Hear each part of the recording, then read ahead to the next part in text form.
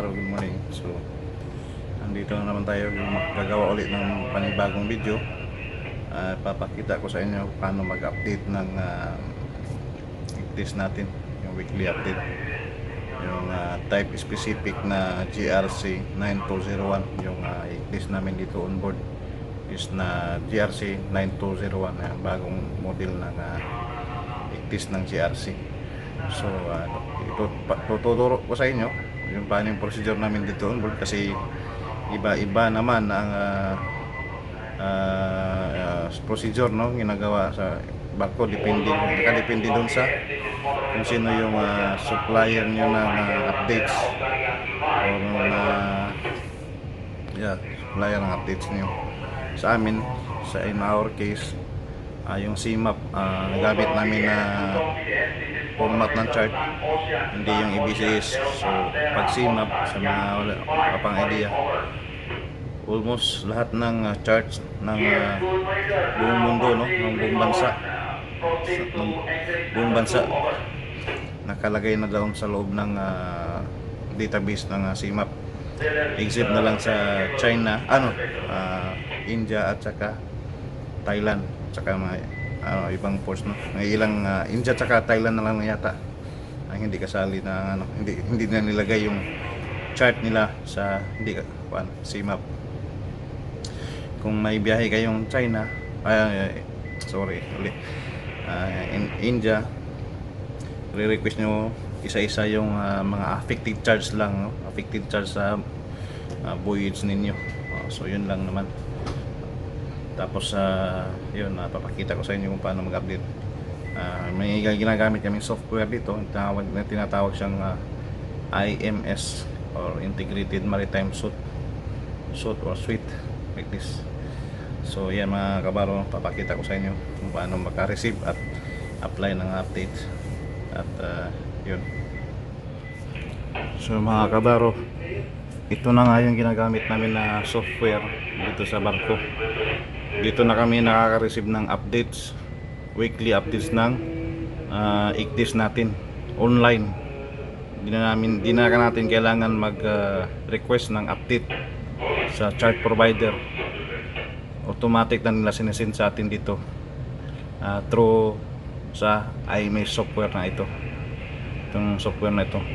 So para makakuha ka ng updates, kailangan mo lang ilagay dito sa send and receive. Click mo lang to send and receive.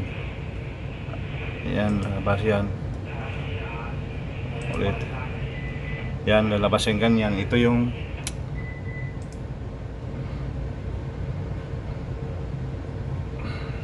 kikita nyo yan. Ito yung KS, Chart Admiralty ENC Services, or yung SIS naman kapag sa Indian database.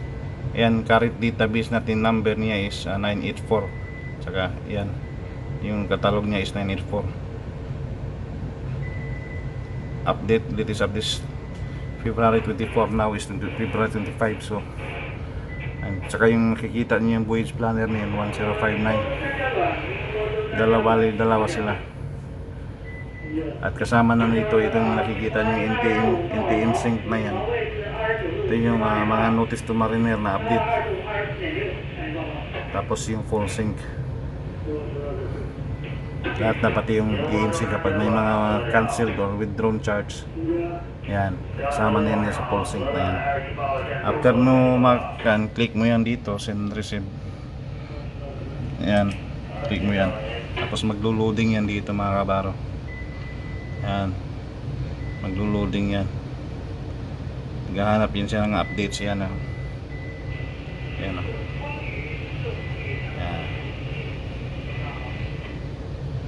tapos pag natapos yun, may lalabas dito na parang download file, download dito na download ko na kasi kaya hindi ko na napakita. May lalabas dito na parang arrow, tapos i-click mo yung download. After mo maklik mo download, download mo siya full sync hanggang sa matapos, hanggang sa mag-update yung number dito. Halimbawa next week ito magiging 985 yan, tapos ito magiging 1060. Yun lang naman kabaro. Tapos yan na. Tapos sa afternoon, pupunta tayo sa dito sa export. Dito ka ba sa export, and then click mo tong ito guys to para i-export natin. Lagay natin sa USB. Ito.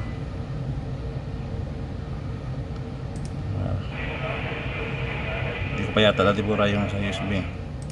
Burahin natin yung mga lumang file sa na nakalagay doon sa USB. Wala na palang laman. Wala na palang laman to. So pwede natin i-download. Makabaro. Yan, click mo yan. Tapos punta ka dito sa export. Export mo yun. Click mo yung araw na yan. Nagdo-loading mga kabaro.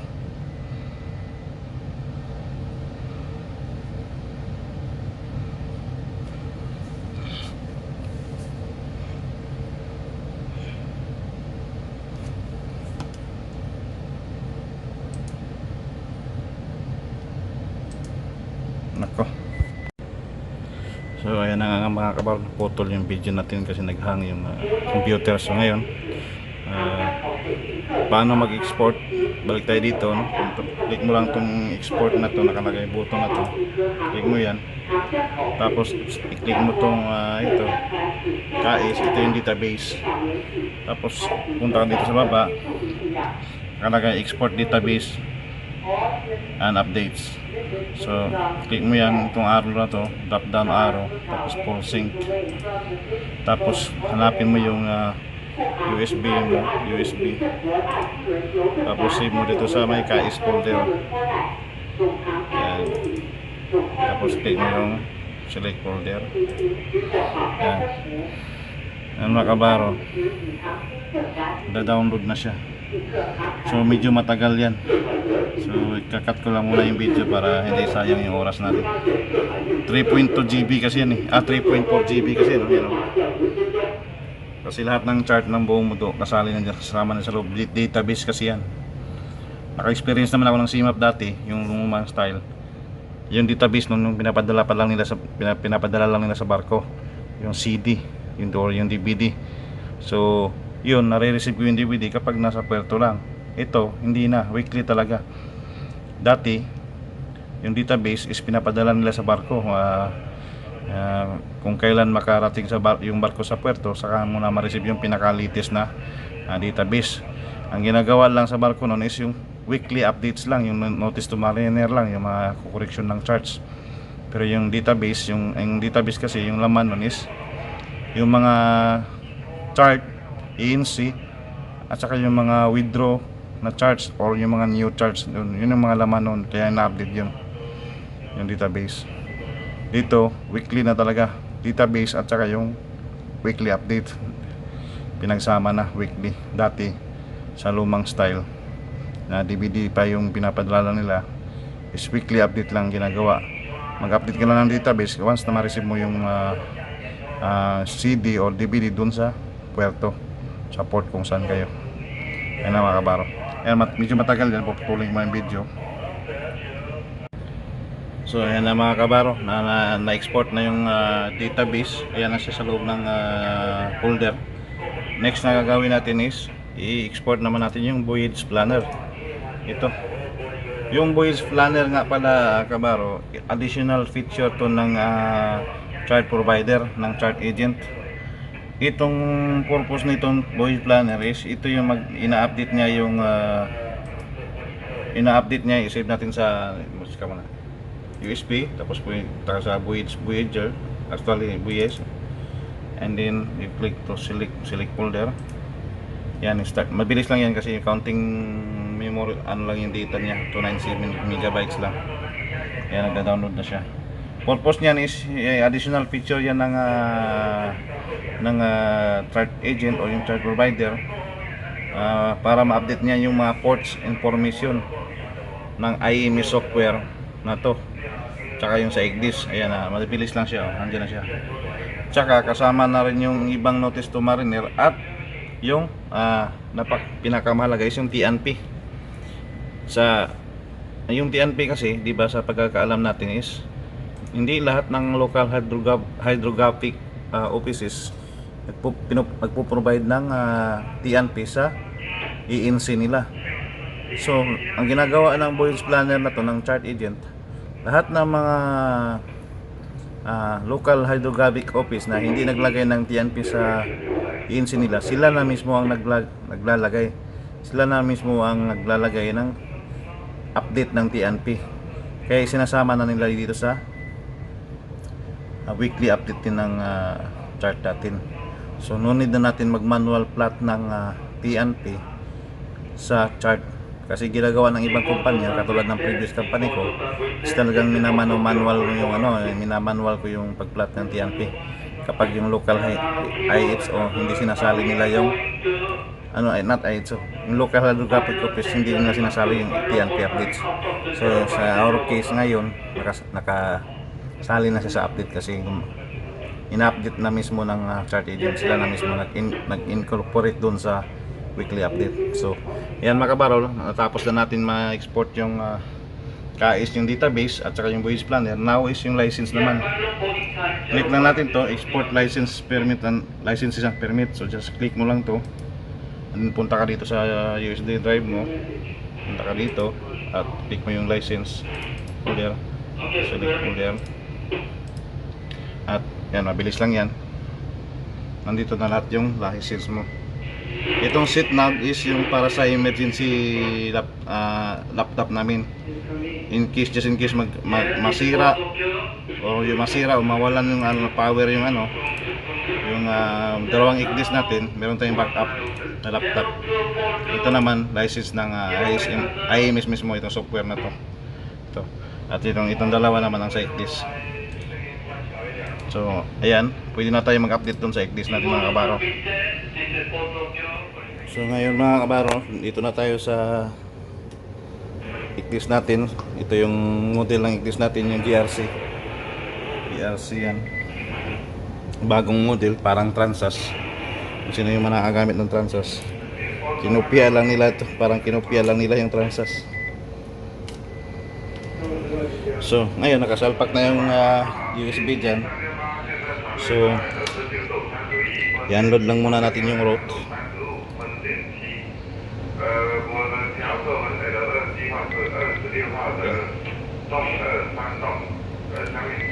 Tapos ayan, ngayon napunta ka dito mga kabaro sa menu. Click mo yung menu, click mo yung drop down arrow, tapos code input, click mo yan. Tapos lalabas mag-pop up to dito yung password. Nire-require ka ng password ng 4 na 9 lang. Yan, enter. Tapos lalabas ka na dito sa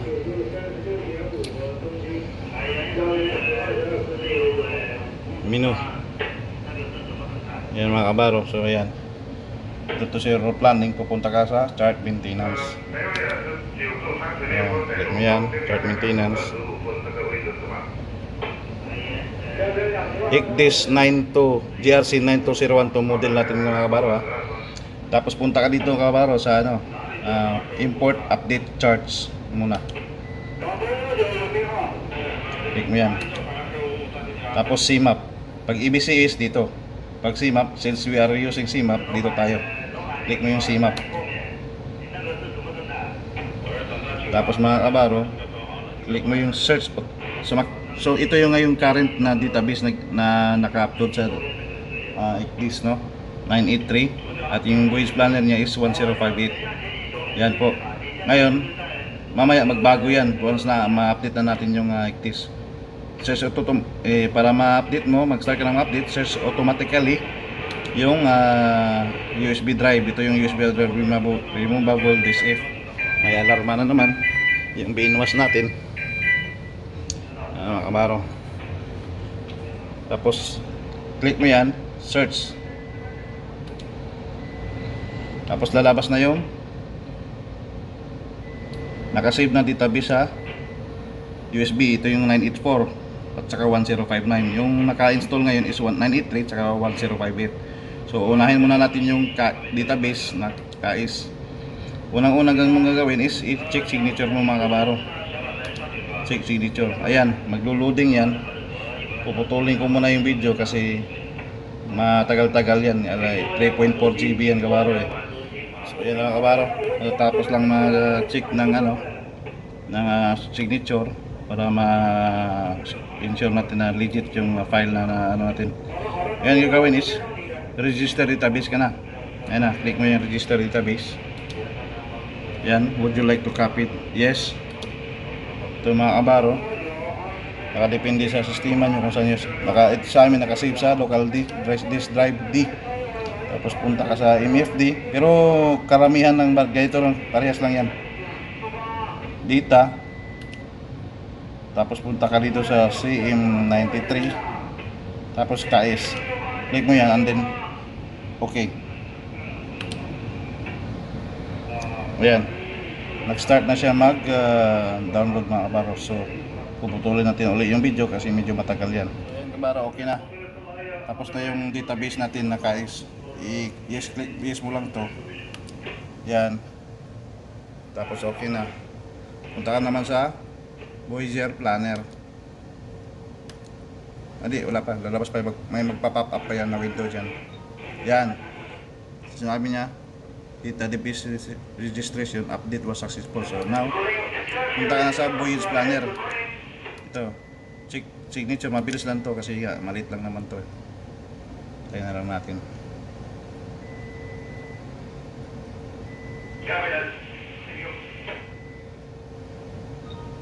Yan, okay na. Tapos click mo ulit. Register database na. Yes, local copy to the local hard drive. Tapos punta ka ulit dito sa baba. Local disk drive D. Punta ka ulit sa MFD. Sa data. Sa CM93. And then you go down, makikita mo yung Voyage Planner here dito. Click mo lang yan, tapos okay na. Yan, na-top up na siya. Yan, mabilis lang kasi nga, maliit lang yun. Okay. Ngayon, ayan, okay siya. Database registration update was successful. So, ngayon, close mo yan. Yan, ito na yung database. Confirm na natin na 984 na siya at saka 1059 dati 983 tsaka 1059. So mga kabaro, ngayon na-update na natin yung database tsaka yung Voyage Planner. Applyan natin ng license naman ngayon. Ngayon, pupunta tayo sa import update license. Kanina dito tayo sa import update charts. Yun yung database tsaka yung Voyage Planner. Ngayon naman license naman tayo. Applyan natin ng license ulit. So, punta ka sa CMAP kasi CMAP charge tayo. Tapos punta ka sa licenses tab. Click mo yan, tab na yan. Punta ka dun sa, tingnan mo ngayon naka 1970 yung expiry date nya. Yung isa din, tingnan natin yung KS, yung database. Yan 1970. Ngayon apply natin siya ng license na nakasave dun sa USB. Ito. Punta ka sa licenses. Confirm mo yung tangle ng ng ICDIS na to is 8065. So pipiliin mo ngayon yung 8065 dito na folder. Ito. Tapos KS yung database.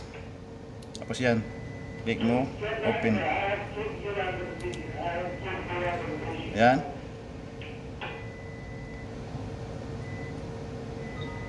Yan. Something problem mga kabaro. Hindi nagbago yung ang gagawin nito. So mas maganda to dahil makikita nyo rin kung paano gagawin pag ganyan ang nangyari. Hindi nagbago yung niya date. Double purpose na yung turo ko na to. Okay. Ayan, sa Voyage Planner okay siya, pero yung sa KS database hindi. Ulitin na natin.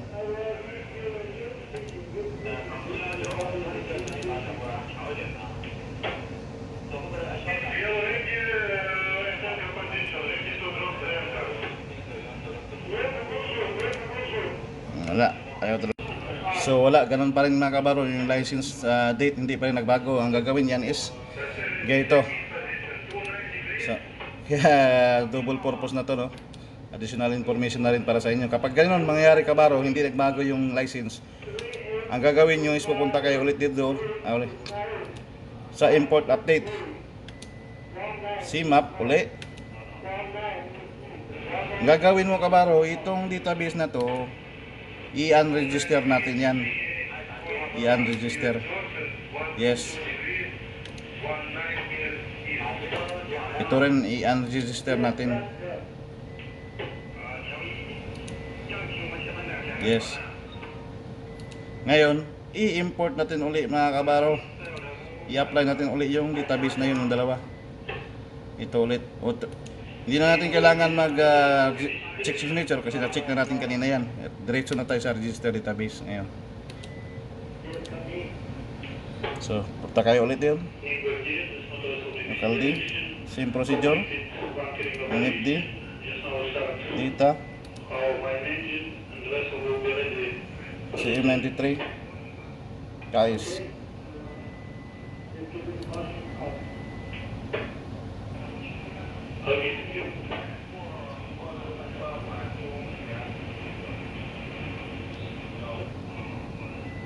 Okay.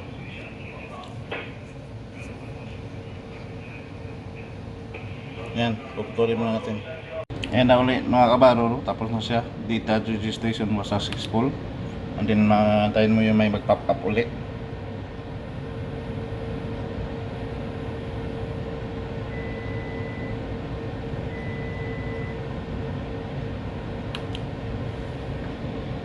Okay na pala.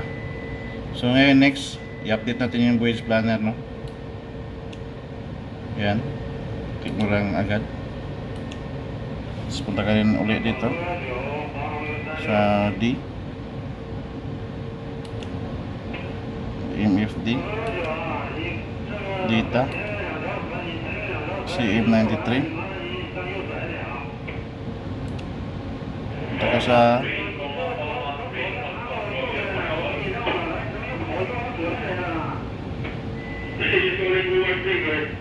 ulitin natin. Mali.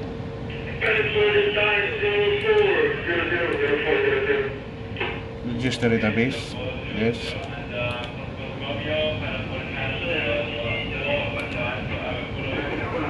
MFD, data, CM93, and voyage planner. Just click mo. Okay. Yan.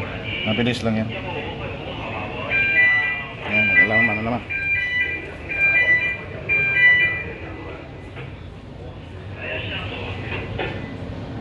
Okay na siya mga kabaro. Click mo lang yes. Data decision. Okay. Now close natin uli. Close.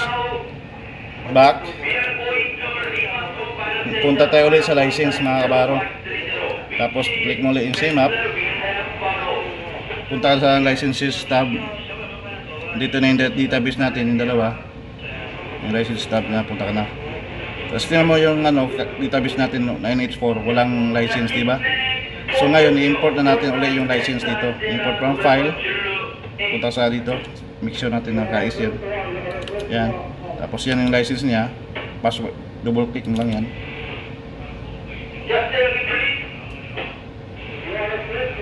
Yan, licensing succeeded. Ayan na mga kabaro. So June 2022 mag-expire yung mga licenses ng iba. Yung sa India, yung India charge yan, yung nire-request natin kapag madaanan mo sila.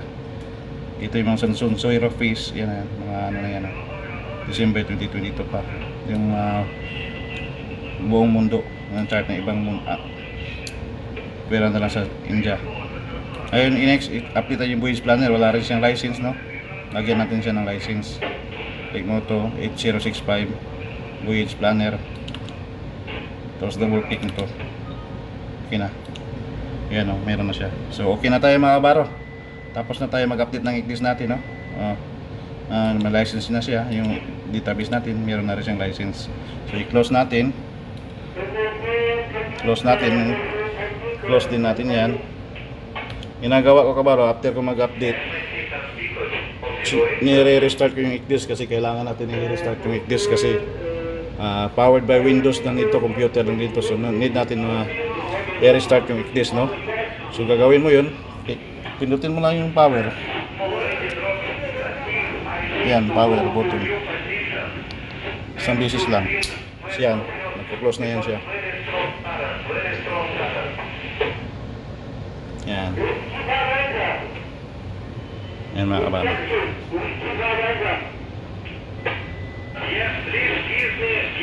Yan, bibilangan ko lang ng mga 10 seconds. 1, 2, 3, 4, 5, 6, 7, 8, 9, 10. So, pindutin mo lang ulit yung power button dito mga kabaro. Yan, isang pindot lang. Huwag mo nang one click lang. Ayan. So I guess tapos na tayo mga kabaro. Sana may natutunan kayo kahit papano. Kahit hindi full detailed yung pagkaturo, pero at least yung actual siya mga kabaro. Mas maganda kasi yung actual eh. So yun lang mga kabaro. Kung may mga tanong kayo at gusto nyo clarification, no? O kung may gusto kayong additional na mga information, may mga nakaligtaan ako, pwede kayo mag-comment kabaro sa ating comment section. So huwag niyong kalimutan din mag-subscribe kung gusto niyo may panood pa yung mga ibang video natin, mga ginagawa natin actual sa barko, mga ginagawa natin. So yun lang mga kabaro, stay safe kayo palagi, keep safe, stay healthy, and magdasal kayo palagi para ingatan tayo ng ating Panginoon. Yun lang mga kabaro, see you next time sa video ko. Kung mag-subscribe kayo kung gusto nyo pang makapanood ng video natin sa sunod. Goodbye mga kabaro, ingat kayo.